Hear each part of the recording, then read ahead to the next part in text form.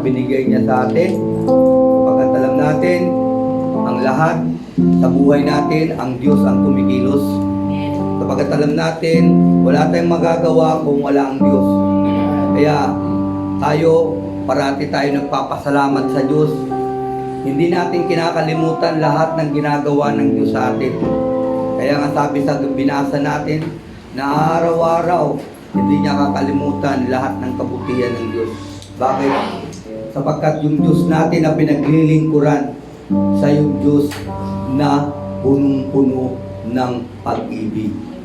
Na ibig sabihin, na yung Diyos natin hindi lang nakaupo para sambahin.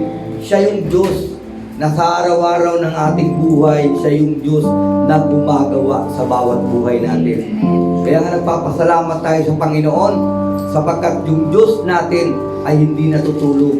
Yung Diyos natin hindi lang nakaupo doon sa trono niya, kundi sa araw-araw ng ating buhay, ang Diyos ang tumutulong at gumagabay sa atin. Kaya sa Kanya lahat ang papuri. Bago tayo magsimula sa ating pagbulay-bulayan na salita ng Panginoon sa oras na ito, manalangin muna tayo. Dakila namin amang Diyos, salamat Panginoon sa iyong kabutihan, Panginoon. Salamat Panginoon sa walang sawang pagtulong at paggabay sa amin, Panginoon. Salamat Panginoon sa lahat ng biyaya at sa lahat ng pagmamahal na pinapadama mo sa amin sa bawat buhay namin, Panginoon. Nagpapasalamat talaga kami sa iyo, Panginoon, at binabalik namin sa iyo lahat ng kapurihan. Salamat talaga, aming Panginoong Jesucristo. Salamat talaga, dakila naming amang Diyos at sa banal na Espiritu Santo na pinagkaloob mo sa amin. Lord, sa oras na ito, Panginoon, pagpalain mo itong salita na aking dadalhin, Panginoon. Na maging rema to, Panginoon, sa bawat buhay namin, Panginoon. Na hindi ito lalabas sa tinga namin, Panginoon, kundi mananatili ito sa aming puso, Panginoon, at sa aming isip, Panginoon. At Lord, tulungan mo po kami na hindi lang kami maging tagapakinig ng iyong salita, kundi tagagawa, tagasunod ng iyong salita, Panginoon. Salamat, Panginoon, at ikaw na, Panginoon, na magpaliwanag sa bawat isa sa amin. Buksan mo ang aming espiritu, spiritual mind, spiritual na puso, Panginoon, para maunawaan namin yung salita at para matanggap namin ito ng lubusan, Panginoon. Salamat, Lord.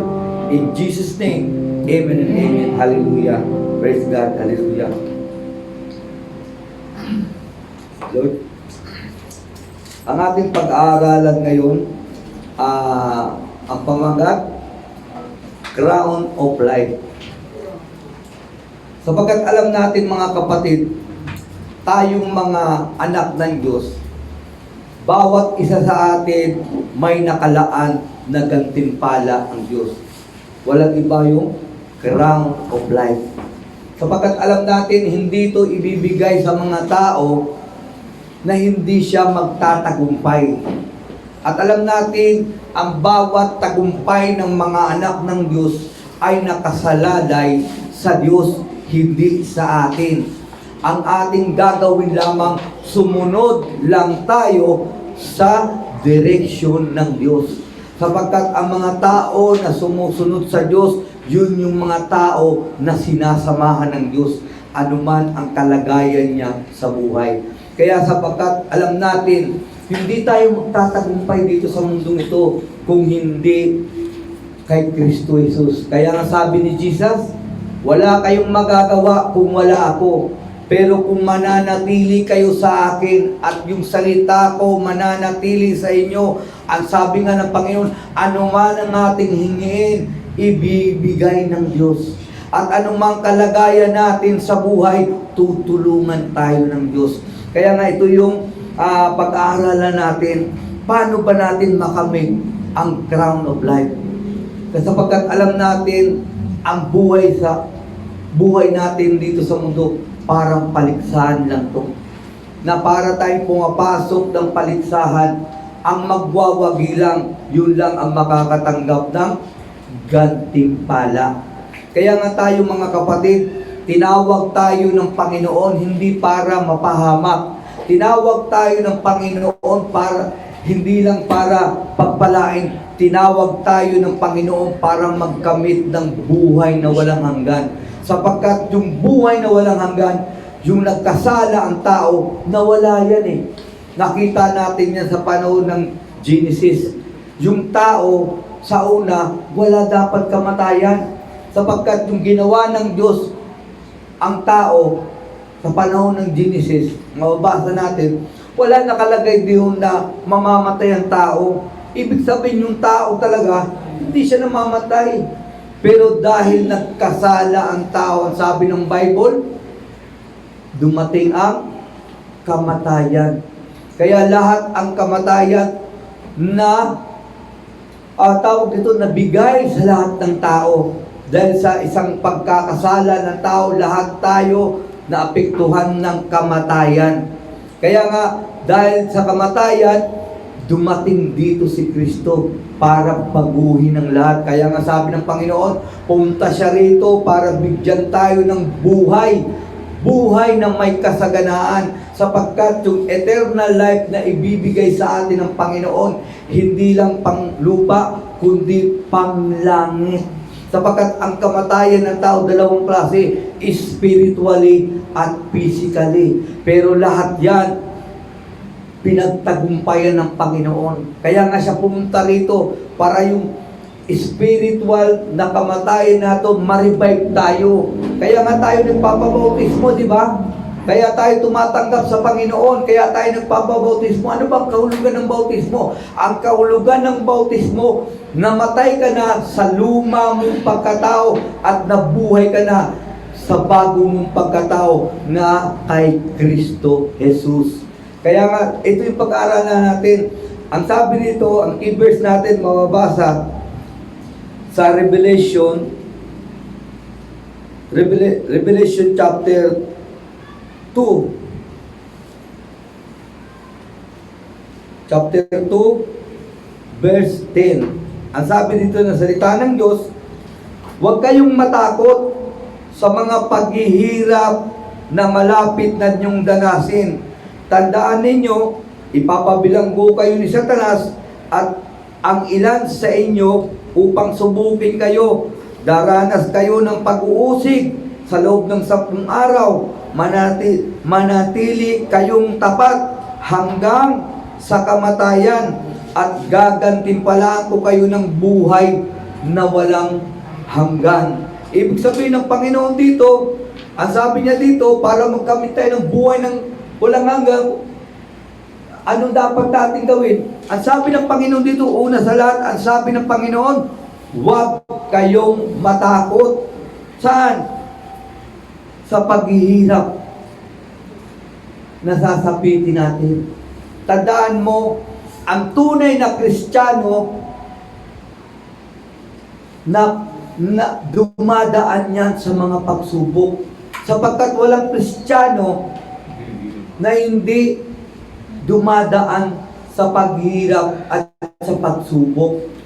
Kaya nga sabi ng Panginoon, huwag tayong matakot. Sapagkat alam ng Panginoon, maraming mga Kristiyano tumatalikod dahil sa problema, dahil sa kahirapan. Maraming mga Kristiyano tumatalikod. Kaya nga ang Diyos may babala. Kaya nga sabi niya sa Revelation chapter 21 verse 8, ano sabi niya doon?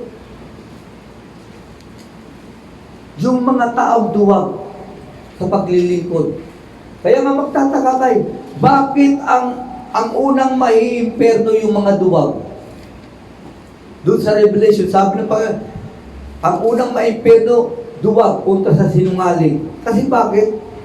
Pagka sinabi kasing duwag, yun yung mga tao na ayaw sa mga masasamang bagay. Yun ang mga tao na gusto lang niya hayahay yung buhay. Pero tandaan mo mga kapatid, kaya inaalaw ng Diyos ang mga kahirapan, mga pagsubok, hindi yan para ilugmok ka ng Diyos, kundi para turuan ka ng Diyos na maging matatag sa pananampalataya. Sapagkat yung mga tao lang na matatag sa pananampalataya, yun lang ang sinasamahan ng Panginoon. At yun lang ang makakatanggap ng gantimpala, walang iba, yung buhay na walang hanggang. Yun yung crown of life. Kaya nga sa buhay natin, importante yan. Kaya nga dito may tatlong bagay na dapat nating maintindihan para makamit natin ang crown of life. Number one, kailangan. Number one, ano sabi dito? Discipline your body. Disiplinahin mo yung katawan mo. Pangalawa, control your desire. Pangatlo, sabi dito, be faithful to God. Ang sabi ng Panginoon, ito yung importante sa buhay ng mga anak ng Diyos para magkamit ng gantimpala na buhay na walang hanggan. Kasi, ang sabi nga ni Apostol Pablo dito sa text natin, dito sa 1 Corinthians chapter 9, verse 27. Ano sabi ni Apostol Pablo dito? Sabi niya dito, dinidisiplina ko ang aking katawan at sinusupil ko ang masasamang pagnanasa nito dahil baka pagkatapos kong ipangaral ang magandang balita sa iba, ako pa ang hindi makatanggap ng gantimpala mula sa Diyos. Kasi sa ating buhay na ito, importante talaga yung tama, yung paglilingkod natin sa Panginoon. Hindi ibig sabihin, pag ikaw nagsisimba ka, pag ikaw nangangaral ka, pag ikaw may gawain ka sa loob ng church, okay na. Hindi okay. Kasi kaya nga tayo niligtas ng Diyos. Anong dahilan? Para mamuhay tayo na may kabanalan. Kaya nga sabi ni Apostol Pablo, sabi niya, sinusupil daw niya yung kanyang katawan. Kaya nga sabi ni Apostol Pablo dito sa Roma chapter 6, dito sa Roma chapter 6, verse 12, sabi niya dito, huwag na ninyong paghariin ang kasalanan sa inyong katawan na may kamatayan para hindi na ninyo sundin ang masasamang hilig nito. Number one, ano sabi ng Apostol Pablo, di ba? Sabi niya, sinusupil niya yung katawan niya at ano pa? Talagang kinokontrol niya yung desire niya. Bakit? Alam niya, Apostol Pablo, yung sinabi ni Jesus Christ. Ano ba sinabi ni Jesus Christ sa huling araw? Ang sabi ni Jesus Christ, di ba mababasa natin yan sa Mateo 7:21, sabi niya, marami ang tatawag sa pangalan ko, pero hindi lahat makakapasok sa kaharian ng Diyos. Yun lamang lumalakad sa kalooban ng aking Diyos. Ano ba yung kalooban ng Diyos? Ang kalooban ng Diyos walang iba kundi yung pamumuhay ng tama. Ang kalooban ng Diyos yung pamumuhay na yung relasyon mo nakatuon sa Panginoon, hindi sa sanlibutan. Maraming mga Kristiyano ngayon, dalawang pinagkakatuan ng buhay nila. Relasyon sa Panginoon at relasyon sa sanlibutan. Pag panahon ng para sa Kristiyano sila. Pag panahon sa sanlibutan sila. Pero hindi yan ang tinuro sa atin ng Panginoon. Ang tinuro sa atin ng Panginoon, kailangan manindigan tayo sa salita ng Diyos. Pag sinabing manindigan, ipamuhay natin yun at doon tayo lumakad. Kaya nga sabi ng Apostol Pablo, di ba, sabi niya, sa Roma chapter 2 ba yun, verse 11 ba yun, kalimutan ko na yung verse. Ang sabi ng Apostol Pablo, na kung ikaw nangangaral na huwag magnakaw, ang tanong niya, Apostol Pablo, nagnanakaw ka ba? Di ba?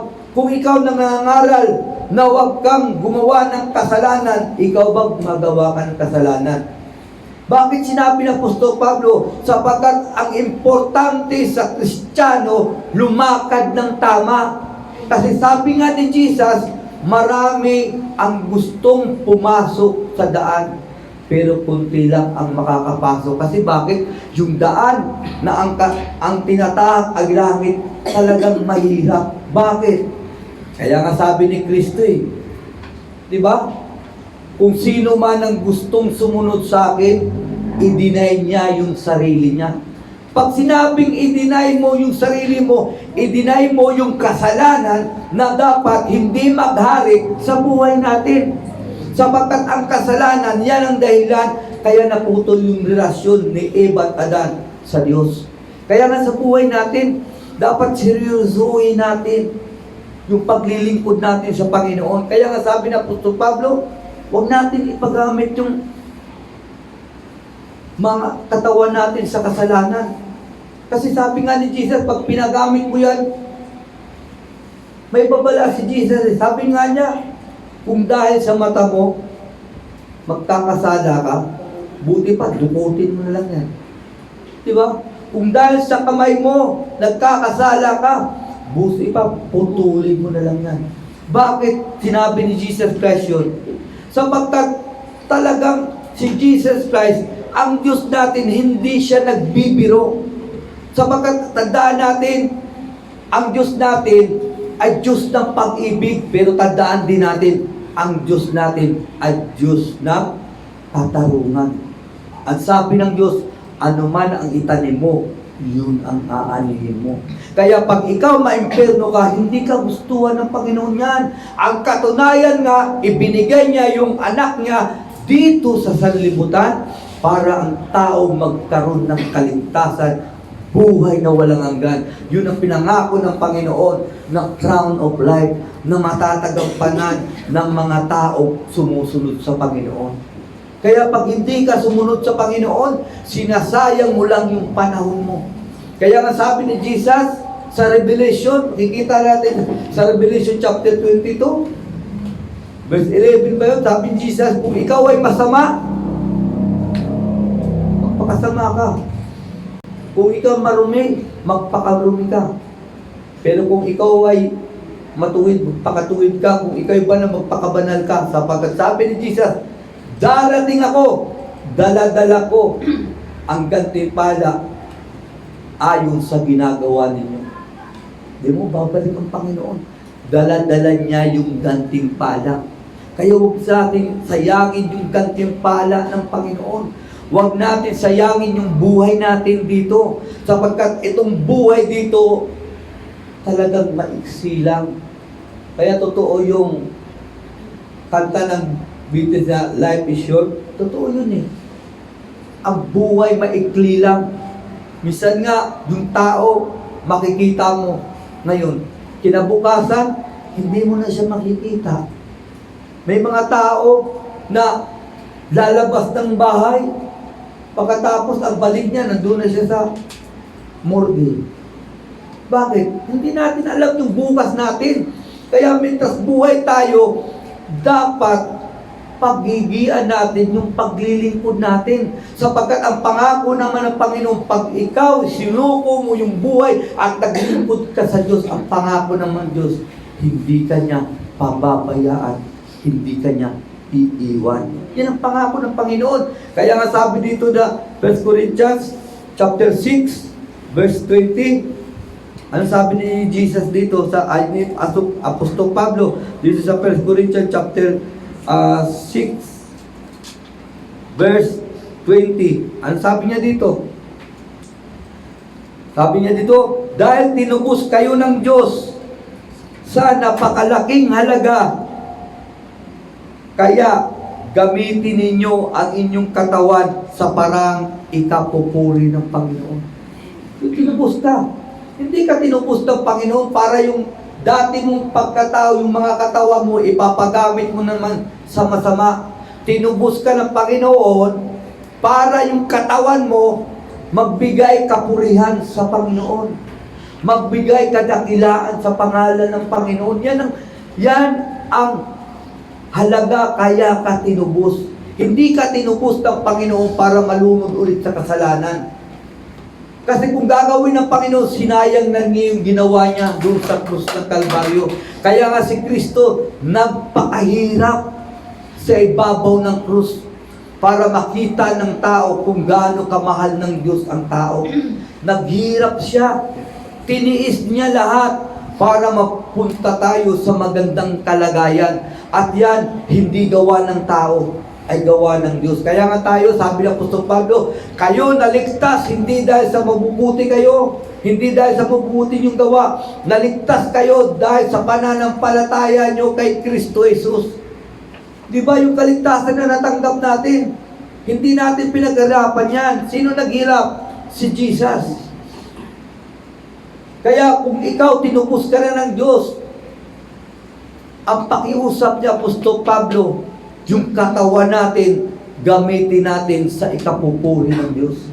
Kasi maraming mga tao ngayon bagamat sila Kristiyano, pero patuloy pa rin silang sumusunod sa gusto ng katawan nila. Tandaan mo, dapat hindi yung katawan natin ang masunod sa buhay natin, kundi ang banal na Espiritu Santo. Maraming mga tao, ang banal na Espiritu Santo hanggang ngayon hindi nakakakilos sa buhay nila sapagkat dalawa ang naghahari sa kanila. Yung laman at yung Espiritu. Kaya yung tao, hindi niya magawa yung tama. Tama talagang Bible Hindi mo magawa yung tama kasi bakit?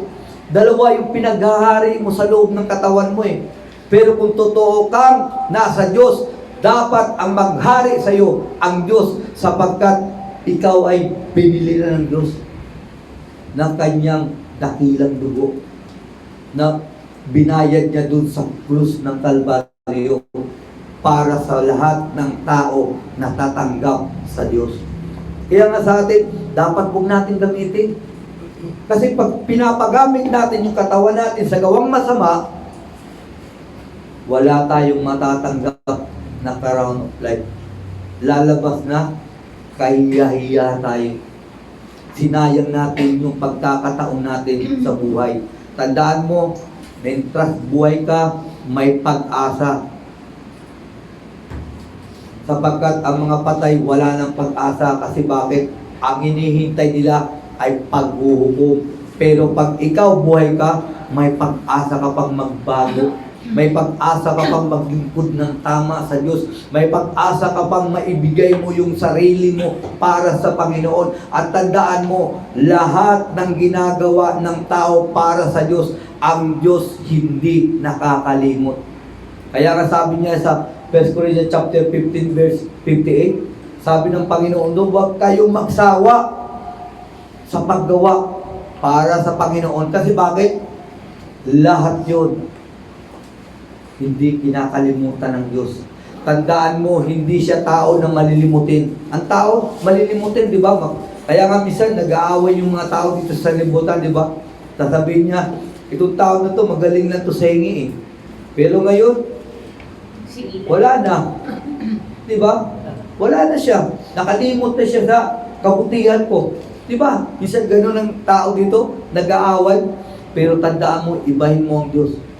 Ano man ang ginagawa mo sa Diyos, hindi kinakalimutan ng Diyos. Bakit? Bakit hindi ka kinakalimutan? Sapagkat siya'y mabuti. Sapagkat sa tutuusin, hindi ikaw ang gumawa ng unang ng tama sa Diyos, kundi ang Diyos ang unang gumawa ng tama sa iyo. Kaya nga sa atin, lahat ng meron tayo, lahat yan galing sa Diyos. Kaya dapat paghigiin natin, dumagay tayo sa tamang paglilingkod para sa Diyos. Kaya nga sabi dito, disiplinahin natin yung body natin. Huwag nating ipagamit. Huwag nating hayaan na pagtayo natin sa Panginoon, hindi mo mapagmamalaki yung gawain mo. Sasabihin mo, Panginoon, napakagaling ko mag-preach. Panginoon, nakita mo yung power ng pangalan mo. Sinabihan ko yung pilay, tumayo ba? Tumayo. Di ba? Yung sakit, pinatungan ko ng gamay, gumaling. hindi mo mapagmamalaki yan sa Diyos. Kasi bakit? Yan ay galing sa Diyos. Hindi mo mapagmamalaki yan. Kasi kung hindi dahil sa Diyos, wala yan. Paano ka lang makakatayo sa Panginoon? Ang sabi ni Jesus, pag sinusunod mo yung kalooban ng Diyos. Bagamat mahirap sundin yun, pero ang pangako na ng Panginoon, para pag ikaw humakbang, iakbang mo yung pananampalataya mo, sasamahan ka ng Panginoon. Ang problema, maraming mga Kristiyano hanggang ngayon ayaw humakbang sa pananampalataya, ayaw mamuhay bilang isang mananampalataya. Akala nila yung pananampalataya, yung paniniwala lang na si Kristo ang aking tagapagligtas. Yung paniniwala na si Kristo lang ang aking provider. Hindi ganun yung pananampalataya. Ang pananampalataya, kailangan si Kristo maging tagapagligtas mo at Panginoon ng buhay mo. Yun ang importante. Kaya nga tayo tinanggap natin si Kristo bilang tagapagligtas at kinikilala natin siya bilang Panginoon. At kung totoong kumikilala ka sa Panginoon, dapat sumusunod ka kung ano ang sinasabi ng tagapagligtas na walang iba kundi si Kristo Jesus. Kaya number 1, supili natin yung sarili natin, yung katawan natin. Number 2, control your desire. Tandaan mo, magtataka ka, ako, tagal ko ng Kristiyano. Parati kong hinihingi sa Panginoon, Panginoon, tanggalin mo yung lust of the flesh sa katawan ko. Pero magtataka ka, bakit hindi natatanggal? Bakit hindi natatanggal? Sapagkat may paraan yan para hindi yan ang manaig sa buhay mo. Kaya nga sabi ng Panginoon, control your desire. Kaya nga dito sabi ng Panginoon dito sa Roma chapter 6 verse 13, ang sabi dito, verse 13, ang sabi niya dito, huwag ninyong gamitin ang alinmang bahagi ng inyong katawan sa paggawa ng kasalanan. Sa halip, ialay ninyo inyong sarili sa Diyos bilang mga taong binigyan ng bagong buhay. Ilaan ninyo sa Diyos ang inyong katawan sa paggawa ng kabutihan. Ang sabi ng Panginoon, yung katawan natin, kasi puno-puno to ng lust of the flesh, dapat ang gawin natin, ialay talaga natin yung katawan natin sa Diyos. Huwag nating hayaan yung lust of the flesh, yun ang manaig sa buhay natin. Kaya nga sabi ni Apostol Pablo, dinidisiplina niya yung katawan niya at sinusupol niya yung lust of the flesh niya. Sinusupil niya yun para hindi siya mapahamak. Kasi ayaw ni Apostol Pablo na darating ang panahon na harap siya sa Panginoon at sasabihin ng Panginoon sa kanya, hindi kita kilala. Umalis kayong gumagawa ng kasamaan. Kasi bakit? Tandaan mo mga kapatid, ang layunin ng kaligtasan kaya ka niligtas ng Diyos. Number 1, hindi mo kaya gawin. Kaya nga ang Diyos, anong ginawa niya? Ipinadala niya yung banal na Espiritu Santo sa bawat puso natin para ano? Para patirahin lang. Hindi. Para pakinggan. Siya ang pakikinggan mo, hindi yung lust of the flesh. Sapagkat dito sa mundong ito, tatlo lang ang lust of the flesh, lust of the eyes, at pride of life. Lahat yan nasa puso ng tao. Pero makokontrol yan sa mga taong lumalakad sa Espiritu. Kaya nga sabi ng Panginoon, na kung gusto mong kontrolin yung lust of the flesh, kailangan mamuhay ka sa Espiritu. Kailangan yung banal na Espiritu ang sinusunod mo. Kailangan siya ang manaig sa buhay mo. Kasi pag inaalaw mo yung lust mo, ang siyang maghahari sa puso mo, hindi ka makakagawa ng tama. At tandaan mo, hindi ang Diyos ang talo. Sino? Ikaw. Sapagkat sabi nga ng Panginoon Jesus, ang lahat na sumusunod sa akin, hindi na lalakad sa kadiliman, kundi magkakaroon ng liwanag sa puso niya. Totoo ba yun? Totoo yun eh. Pag ikaw lumakad ka para kay Jesus, bagamat mahirap, tandaan mo, magliliwanag ka. Bakit magliliwanag ka? Ang sabi nga ni Kristo, yung mga taong nasa liwanag, yun lang ang nililinis ni Kristo. Kaya nga, sabi niya dito sa 1 John, makikita natin dito sa 1 John, dito sa 1 John, chapter 1, verse 7 ba yun? Sabi niya dito, 1 John chapter 1, verse 7, ngunit kung namumuhay tayo sa liwanag tulad ng Diyos na nasa liwanag, may pagkakaisa tayo at nililinis tayo ng dugo ni Jesus na kanyang anak sa lahat nating kasalanan. Totoo yun eh.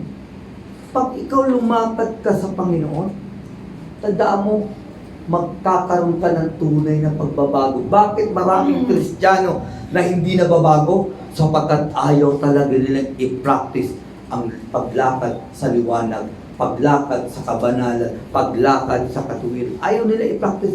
Pero pag ipinractice mo yan at nilakaran mo yan, tandaan mo, araw-araw ng buhay mo, lilinisin ka ng Panginoon. Totoo ba yun? Totoo yun eh. Kahit ilagay natin sa gawaing bahay, may nakita na ba kayo ng linis ng bahay, pinatay ang ilaw?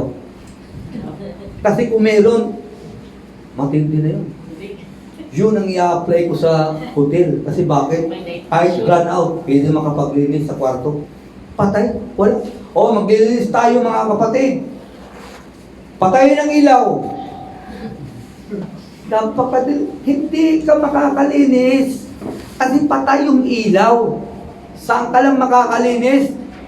Kung ngay liwanag, doon makikita yung alikabok at pwede alisin ang alikabok sa buhay. Ganun din sa buhay Kristiyano. Kung gusto mong mabago ka, lumakad ka sa liwanag. Kasi pag lumakad ka sa liwanag, lililinis ka ni Kristo hanggang sa kanyang pagdating. Tandaan mo, ang pagbabago ng Panginoon, hindi magic yan. Na tuwing bago ka nakaganti, may proseso yan na sinusunod. Kung gusto ka maging tawag dito, maging karapat-dapat sa Panginoon. Kaya nga may kasabihan dito sa libutan. Sino ba nakapasok dito sa mga pumasok dito yung papalaki ng katawan? Gym. O, sa gym. Minsan may teacher doon na nakausap ko. Kasi nagaganyan ako, hindi na ako babalik dito. Sir, kasi bakit? Kaya ng pera, pagkatapos hindi naman malaki katawan ko. Ano sabi niya sa akin? Tandaan mo, pag pumasok ka dito, kung gusto mo ma-achieve ang magandang katawan, try and try until you die. O, di ba? Di ba? Try and try until you die. Yung naisip ko, tama naman.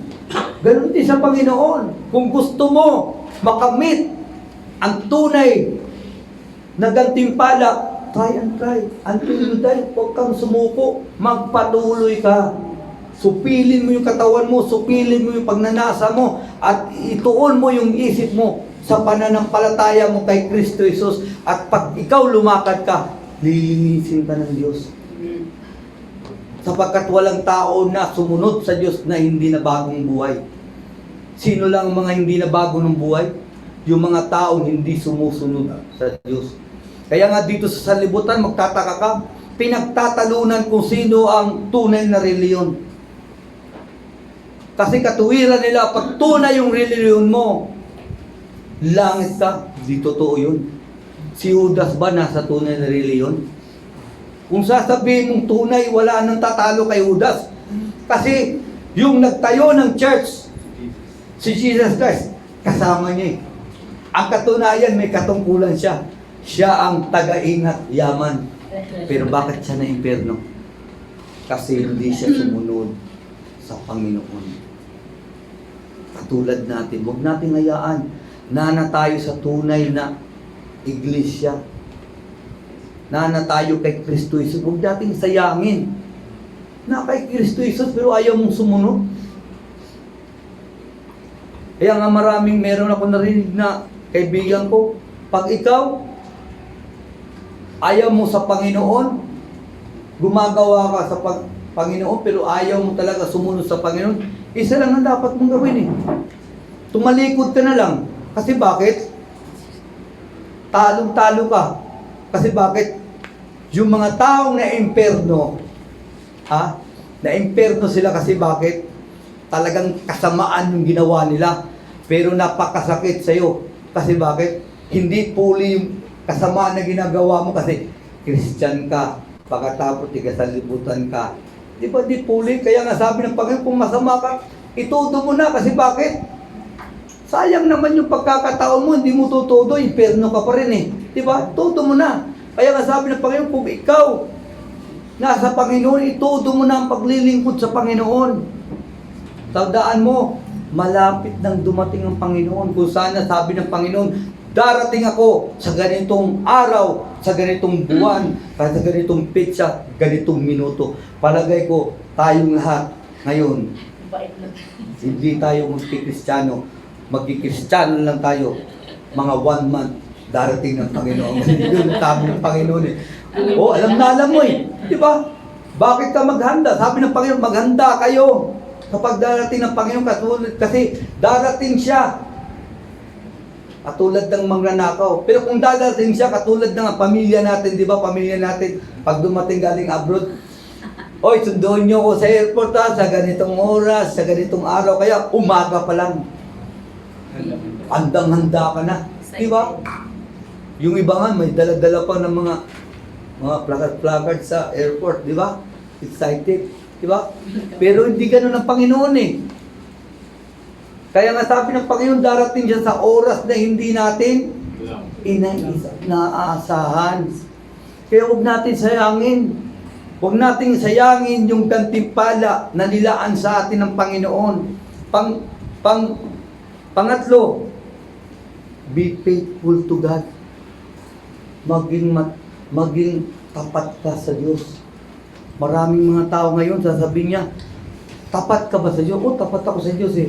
Pero, ginagawa yung ayaw ng Diyos. Maraming ganyan yan eh. Para mag-asawa yan, oy, tapat ako sa iyo. Diba, maraming mag-asawa, lalo na sa sanlibutan, tapat ako sa iyo, pero hanggang ngayon, nang bababae, tapat daw siya. Ang importante, sa iyo ako umuwi. Diba, may mga ganun pa eh, diba? Pero sa Panginoon, ang importante sa Panginoon, kailangan maging tapat ka. Kaya nga sabi sa Revelation, di ba, itong binasa na Revelation chapter 2 verse 10, dapat handa kang magtiis kahit na dumating yung parang kamatayan mo na. Handa ka nang magtiis. Kasi bakit? Sapagkat yung mga tapat sa Panginoon, yun lang ang gagantimpalaan ng Panginoon sa pagdating niya.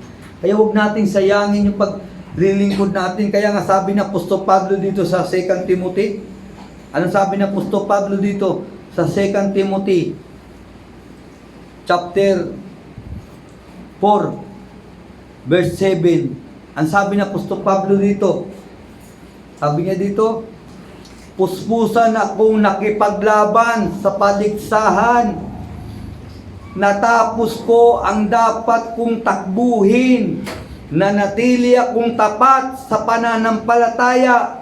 At ngayon, may inilaan ang Diyos sa akin na korona ng katuwiran na ibibigay niya ito sa akin ng makatarungang Panginoon sa araw ng paghukom niya. At hindi lang ako ang bibigyan, kundi maging ang lahat na nananabik sa pagbabalik ng Panginoon. Diba? Anong sabi na Apostol Pablo? Naging tapat siya sa pananampalataya. Tandaan mo, ang tunay na Kristiyano kailangan maging tapat sa pananampalataya niya kay Kristo. Sapagkat si Jesus, naging tapat siya sa atin. Ang katunayan, hanggang ngayon, gumagawa si Jesus sa buhay natin sa pamagitan ng banal na Espiritu Santo na pinagkaloob niya sa atin. Kaya nga pag ikaw may problema ka, may pumapasok sa iyo ng verse eh. Di ba? Kapag ikaw natatakot ka, may pumapasok sa iyo ng verse na salita ng Panginoon. Bakit? Sapagkat tapat nga si Kristo eh. Ano ba sabi ni Jesus? Lahat ng sasabihin ng Espiritu Santo ay galing kay Jesus. Sabi nga ng Espiritu Santo, hindi siya magsasalita ng ganang sa Kanya. Lahat ng sasabihin niya, yun lang narinig niya kay Kristo. Kaya nga ang banal na Espiritu Santo, ingatan natin yan sa puso natin. Huwag nating hayaan na umalis yan. Huwag nating hayaan na hindi yan maghari sa buhay natin. Sapagkat pag hindi yan naghari sa buhay mo, tapos ang buhay mo sa araw ng rapture. Kasi bakit? Ang mararapture lang, yun lang may banal na Espiritu Santo sa buhay niya. At pinakita na ng Jesus yan. Nagparables na si Jesus niyan. Di ba sabi niya sa Mateo, may 10 birhen, ang 5 ayan o, mangmang, pero yung 5 matatalino. Di ba? Meron silang langis na dala, ilaw, pero yung matatalino, bukod sa langis nilang dala, meron pa silang reserva. Ano bang ibig sabihin nun? Tayong lahat binigyan na ng Holy Spirit. Naniniwala ba kayo nun? Totoo yun eh. Lahat ng tumanggap kay Kristo may Holy Spirit na. Pero kailangan i-maintain natin yung Holy Spirit na talagang siya lang ang mag-ilaw sa buhay natin. Kasi maraming mga tao may Holy Spirit pero wala nang ilaw. Aanuhin mo yung Holy Spirit pero hindi na nag-iilaw sa buhay mo. Na ang nag-iilaw si Satanas na. Pag sinabi ni Satanas, gumawa ka niya, natural. Gumawa ka ng kasalanan, total. Pangako naman ng Panginoon eh. Pag ikaw magkasala at i-compensate mo yung kasalanan mo, papatawarin ka. Kaya maraming mga Kristiyano hindi nababago kasi bakit? Katuwiran nila, pag ako magkasala, confess ko lang. Tatawarin ako. Abuso. Hindi nila nakalimutan ano ba yung ibig sabihin. Sinabi ba ng Bible, kung ikaw magkasala ka, okay lang magkasala? Ang sabi ng Bible eh, kung, may kung eh. Pag sinabing kung, tawag dito, may babala. Ang pinapatawad ng Panginoon, yung mga kasalanan na hindi sinasadya.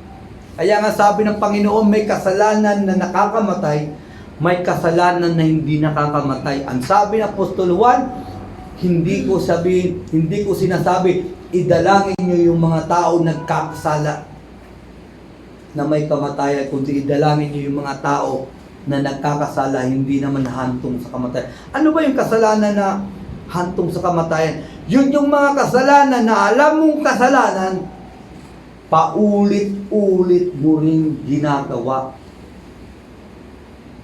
Ang tinutukoy dito ng Panginoon, pag ikaw magkasala ka, yung mga kasalanan na hindi sinasadya. Di ba? Kagaya nito, bigla kang nagalit. Di ba?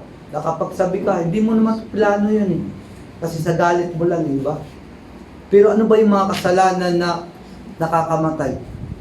Sabi ng Panginoon, bawal mangabit. Ang gagawin mo, mangangabit ka. Diba? Hingi ka ng tawad. Panginoon, patawarin mo ako kasi nakakabit ako.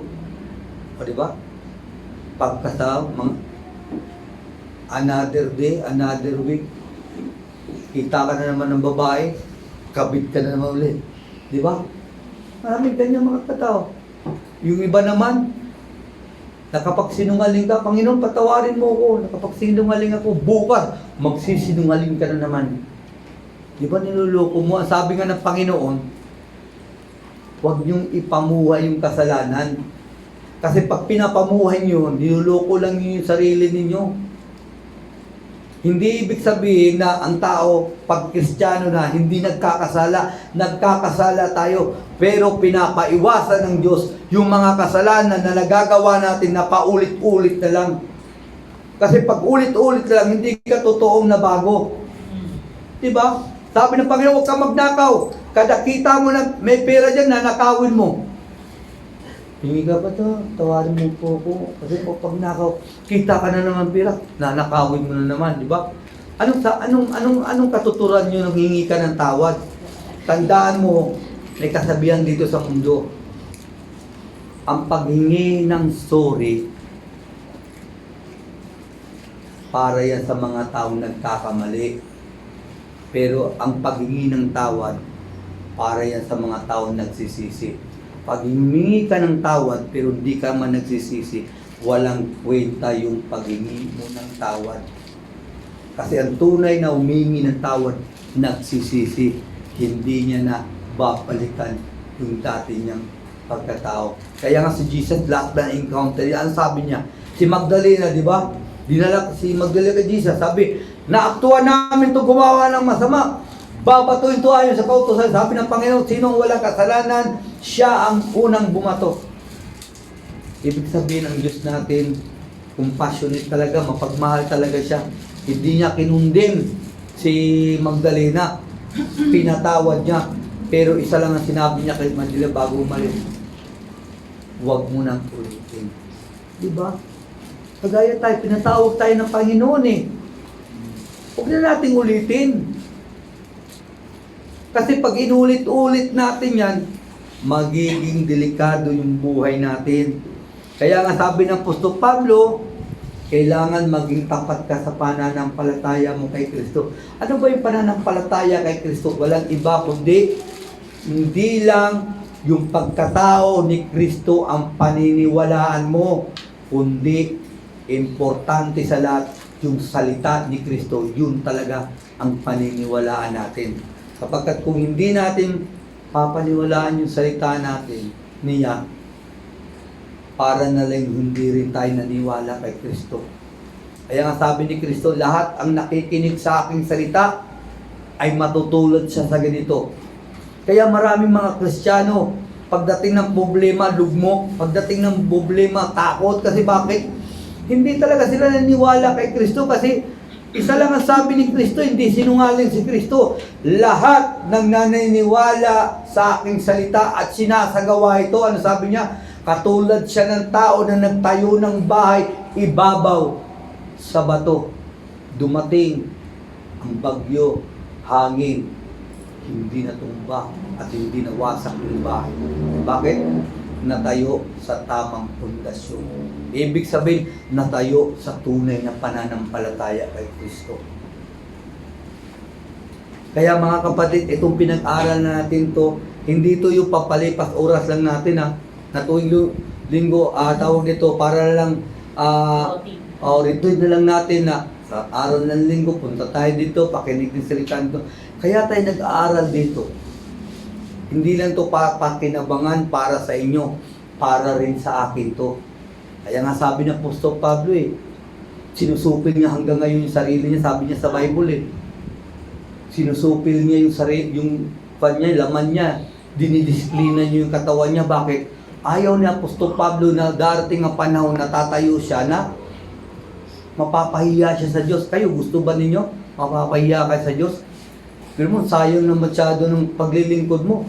Yung bangko, una, hindi pa siya makintab. Katagal-tagalan muli ko. Para na nilagyan ng floor wax, di ba? Tagal na. Ibig sabihin, tagal mo nang kakaupo dyan. Pagkatapos, mapapahiya ka lang sa araw ng judgment. Sasabihin, tuwang-tuwa ka pa. Magmamalig pa ka. Panginoon, talagang akin lahat yung gawa. Sisimbahan, sabi ng Panginoon, malis kayo. Di ko kayo kilala. Di ba napakasakit doon? Kung sana sasabihin ng Panginoon sa iyo yun, atin na ka dito. Hindi kita kilala. Hindi ka masyado. Mapapahiya ka kasi malakas yung boses ng Panginoon, maririnig lahat. Kaya minsan, yung inaakala mong langit, impyerno pala. At yung inaakala mo namang na hindi malalangit, ma-impyerno, yung pala siya yung nalalangit. Kaya nga sabi ng Panginoon, marami ang nauna, pero dating araw, sila yung mahuhuli. Ano bang ibig sabihin? Ibig lang sabihin ng Panginoon, Maraming mga taong unang naging Kristiyano, pero hindi ipinamuhay si Kristo. Marami yung mga huli. Bakit sila nauna? Sapagkat ipinamuhay nila si Kristo. Tandaan mo dito mga kapatid, hindi pagalingan yung paglilingkod natin dito. Ang paglilingkod natin, pasunuran sa Panginoon. Pag hindi ka sumunod sa Panginoon, tapos ang buhay mo. Kaya mga kapatid, huwag nating sayangin yung kantimpala na nalaan sa atin ng Panginoon. Manindigan tayo, maging tapat tayo sa Panginoon. Kung gusto natin makamit tong crown of life, everlasting, na makakasama natin ang Diyos dun sa langit, may tatlo lang tayong dapat tandaan. Disiplinahin natin yung katawan natin. Disiplinahin natin yung sarili natin. Huwag natin sundin yung laman. At maging tapat tayo kay Kristo Jesus. Tapat tayo sa pananampalataya kay Kristo Jesus. Manalangin tayo mga kapatid. Dakila namin amang Diyos, salamat Panginoon sa iyong salita na ibinigay sa amin sa umagang ito. Alam namin Panginoon, kaya mo to ibinigay Panginoon. Hindi para mapahamak kami Panginoon, kundi talaga magkamit kami Panginoon, tunay na tagumpay Panginoon para sa iyo Panginoon. At alam namin ang tagumpay namin ay nagmumula sa iyo. Kaya Lord, patuloy mo kaming hubugin, turuan sa daang matuwid, na aming paglilingkod ay hindi masayang, kundi ito'y magkamit ng buhay na walang hanggan at makasama ka namin sa iyong kaharian, Panginoon. Kaya pagpalain mo lahat ng nakinig sa iyong mga salita, pati na sa online, Lord, pagpalain mo, Panginoon, binabalik ko sa iyo lahat, sapagkat wala po kami kung wala ikaw. Sa iyo lang ang papuri, sa pangalan ni Kristo Jesus namin, Panginoon. Amen and amen. Hallelujah. Praise God.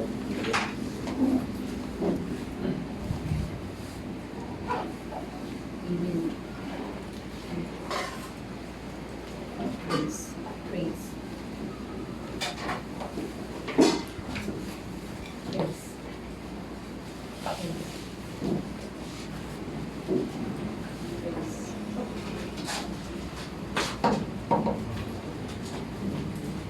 Praise. Praise. Praise.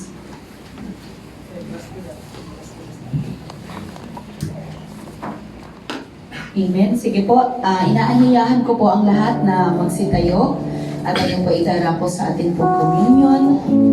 Sige po.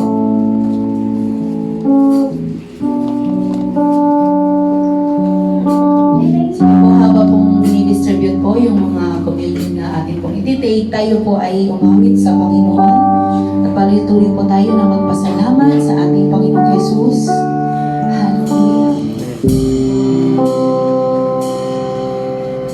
Hallelujah.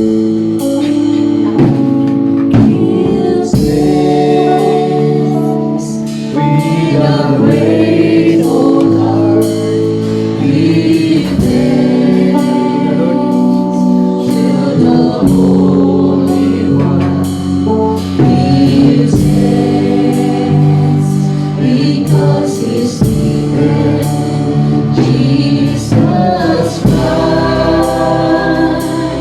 He's near. Give thanks,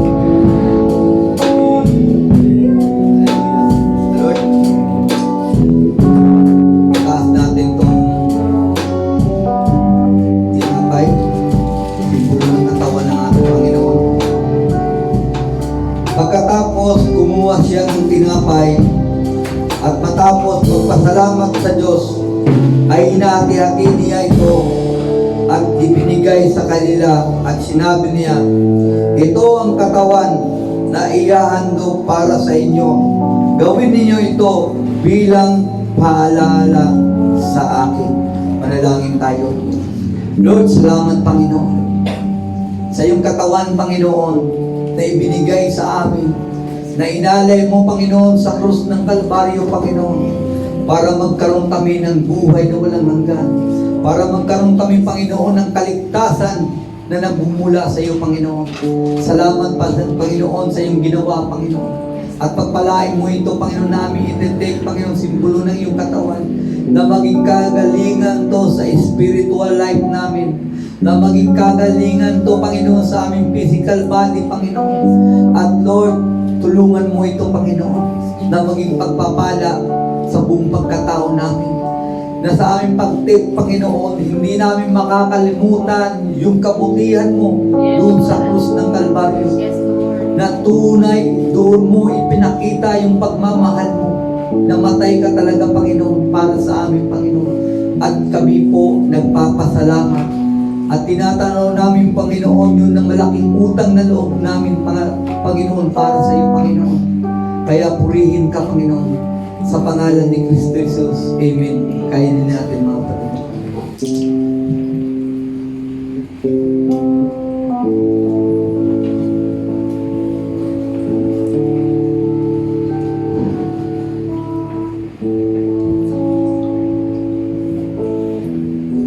Itaas natin itong kupa. Pagkatapos nilang kumain, ganun din ang ginawa niya sa inumin. Kinuha niya ito at nagpasalamat sa Diyos at sinabi, ang inuming ito ang bagong kasunduan na pinagtibay ng dugo kong mabubuhos ng dahil sa inyo. Manalangin tayo. Salamat, Panginoon, sa iyong dugo. Dahil sa iyong dugo, Panginoon, napatawad kami sa aming mga kasalanan. Dahil sa iyong dugo, Panginoon, natanggal ang sumpa sa aming buhay, Panginoon. Dahil dito, Panginoon, nakamtan namin, Panginoon, yung pagpapala, yung pangako mo, Panginoon. Dahil dito, nakamtan namin, Panginoon. Maraming salamat.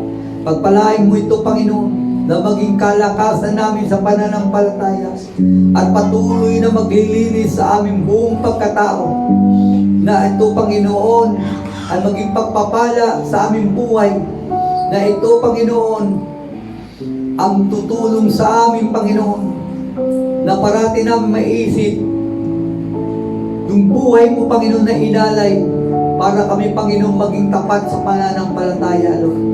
Salamat, Panginoon, sa dugo ng kaligtasan, Panginoon, para sa aming kaluluwa, Panginoon.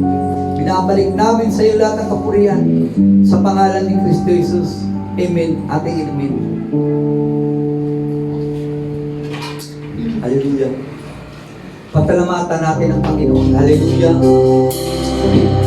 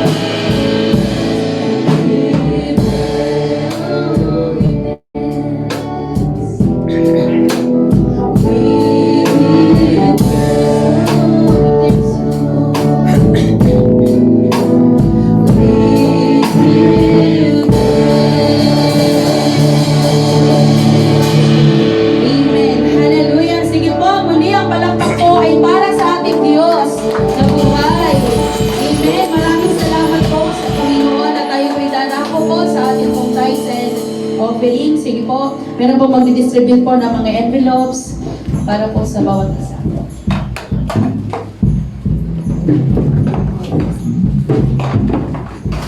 Amen. Sige po, habang dinidistribute po yung mga sobre, ay sige po, tayo pong lahat ay magsitayo. Hawakan lamang po natin ang ating pong mga envelopes.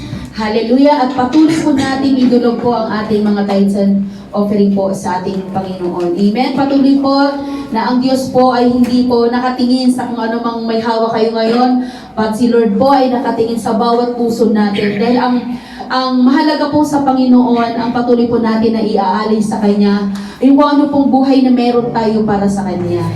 Pero talagang lahat po ng pagpapala ng ating Diyos, na pinagkalo po sa atin, ay talagang yan po ay atin pong marapat na ibalik sa Kanya. Kaya sige po, tayo po ay manalangin. O Diyos na dakila, banal at makapangyarihan sa lahat, patuloy po kami na nagpapasalamat sa bawat lakas, O God Lord, sa buhay na patuloy na ipinagkaloob niyo po sa amin.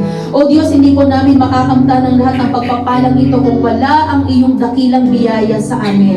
Kaya naman, O Diyos, ang lahat po ng aming mga natanggap sa tulong mo, sa biyaya mo, lahat po ng aming mga pinagkuhanan, ng aming pong mga pagpapalang ito, sa aming pong mga hanap buhay, sa aming pong mga pang-araw-araw na pamumuhay, sa trabaho, sa negosyo, sa lahat, O God Lord, na nakikita mo na pinagmumulan ng aming pong mga pangangailangan ng aming mga pang-araw-araw. Patuloy na dinudulog namin ito sa iyo, at ang bawat isa po sa amin, Panginoon, buong puso po namin iniaalay, ipinagkakatuloob ang lahat po ng aming mga tithes and offering, O God Lord. Pagpalain niyo patuloy yung mga anak mo na makapagbigay at hindi man, O Diyos, makapagbigay. Patuloy na nalalaman mo ang puso ng bawat isa po sa amin. Father God, patuloy na ang maging mahalagang handog namin ay ang buhay na ipinagkaloob mo sa amin, na patuloy ka namin na mabigyan ng luwalhati. Kaya naman, patuloy, O Diyos, sa siya namang namin ipinagkakatiwala ang lahat ng kapurihan at kaluwalhatian sa pangalan ni Jesus. Amen! Hallelujah! Sige po, tayo po yung umawit ng walang imposible sa ating Diyos. Dapat lamang po tayo sa unahan. Hallelujah! Sige po, tayo po patuloy na umawit sa Panginoon.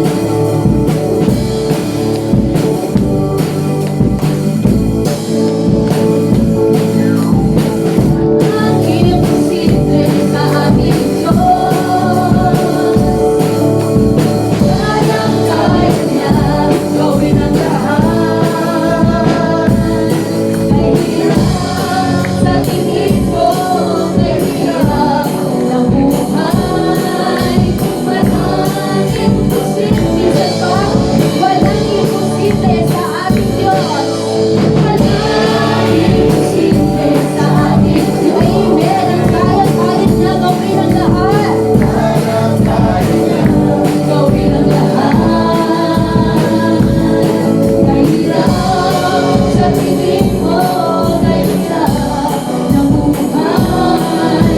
Walang imposible sa ating Diyos. At kaya-kaya ni Jesus. Kaya-kaya ni Jesus. Na ikaw ay mangalain. Iba sa'yo, inaasap. Iba sa'yo, iniisip.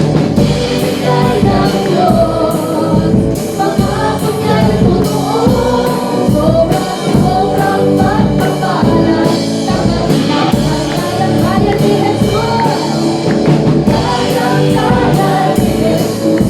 Na ikaw ay magpalay. Bawat ako'y makakalay sa kulay ng ating Diyos. Iniisip, ibigay ng Diyos. Dahil ang pangako niya ay totoo. Sobra-sobra pagpapala. Tanggapin niya ang sobra-sobrang pagpapala. Tanggapin niya ang sobra-sobrang pagpapala ng ating Diyos. Labay sa balitas na natin ating mga labay. Tanggapin niya. Sobra-sobrang pagpapala. Tanggapin niya.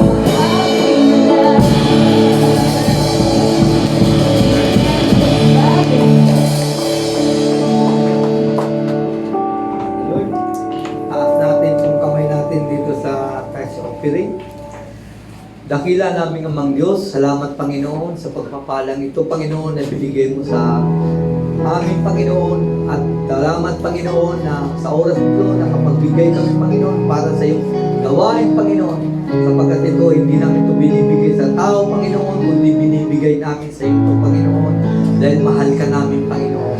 Kaya Lord, pagpalain mo lahat na nagbigay at patuloy mo silang pagpalain, anuman ang trabaho nila, anuman negosyo nila, pagpalain mo sila, pagpalain mo ang bawat pamilya nila. At salamat Panginoon sa kahit sinong piling na ipinagkaloob nila Panginoon, na ito'y pagpapala at magagamit sa iyong kalawalatian, magagamit sa iyong iglesia Panginoon. Salamat Panginoon, binabalik namin ang lahat ng pagpapasalamat sapagkat anong meron kami ay galing sa iyo. Salamat Lord, in the name of Jesus Christ, amen and amen. Hallelujah. Praise God. Praise the Lord, hallelujah. Bago tayo mag-sing prayer, ano yung prepare mo ba? Tinutukan mo? Yan ang totoo na mga Anong pangalan niya? Soledad Olivos. Oo. Manalangin tayo. Dakila naming amang Diyos, tinataas namin ang bina na naming kapatid pa yan, si Soledad Olivas, Panginoon. Lord, alam namin, Panginoon, Ikaw lang ang alam sa buhay ng tao, Panginoon. Lord, patuloy mo, Panginoon, tulungan ang pamilya nila, Panginoon, na lahat ng nangyayari sa buhay nila na matanggap nila, Panginoon. Sapagkat Lord, yan talaga yung kapalaran ng tao, Panginoon. May panahon sa pag-anak, may panahon sa kamatayan.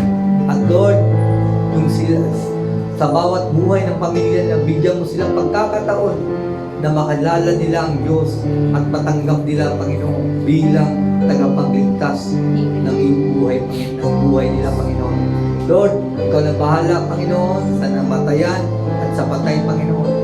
At alam namin, Panginoon, lahat ng buhay ay Ikaw po ang nagbigay, Panginoon. Salamat, Lord. In Jesus' name, amen and amen. Hallelujah. Praise the Lord.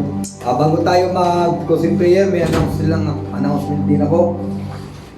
Sa darating na camp, lahat ng mga gustong sumama, magpalista, at pinagkasunduan namin na yung camp place, pati yung pagkain, sagot na ng church. Bali, ang sasagutin na lang ninyo, pamasahe na lang, papunta ron. O t-shirt na ipiprint na yun, kasi sinagot na ng church. Kaya yun lang, to God be the glory. Panalangin tayo. Panalangin tayo. Ako si prayer. Dakila namin amang Diyos, salamat Panginoon sa oras na ito na pinagkaloob mo sa amin na nagkaisa kami Panginoon para sa iyong banal na pangalan. At salamat Panginoon na binigyan mo kami ng panahon para ikaw pasalamatan, purihin at kilalanin Panginoon. Salamat Lord.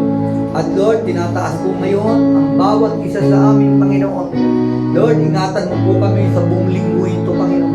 Nababalik kami Panginoon, taglay-taglay ang tagumpay mo na ipinagkaloob sa amin Panginoon. Ingatan mo kaming lahat sa aming pag-uwi. Ingatan mo kaming lahat, pati na pamilya namin, Panginoon. Lord, salamat, Panginoon. Ang iyong pagpapala, ang iyong kapangyarihan, ang iyong pag-ibig, ang iyong banal na presensya, Panginoon, masa aming lahat. Amen. Sa pangalan ni Kristo Jesus. Amen and amen. Amen. Hallelujah. Lord. Nagtanghali po sa inyong lahat. Hallelujah. Amen. Hallelujah. Sige po, tayo lang po ay patuloy na tumayo at sa atin pong pagtatapos, syempre po, hindi po talaga natin pipigilan ang ating mga sariling patuloy na umawit sa Panginoon. Kaya sama-sama po tayong mabigay papuri at talagang pasalamatan natin na tunay na dakila at napakabuti ng ating Diyos. Sige po, tayo po sama-sama umawit. Lord.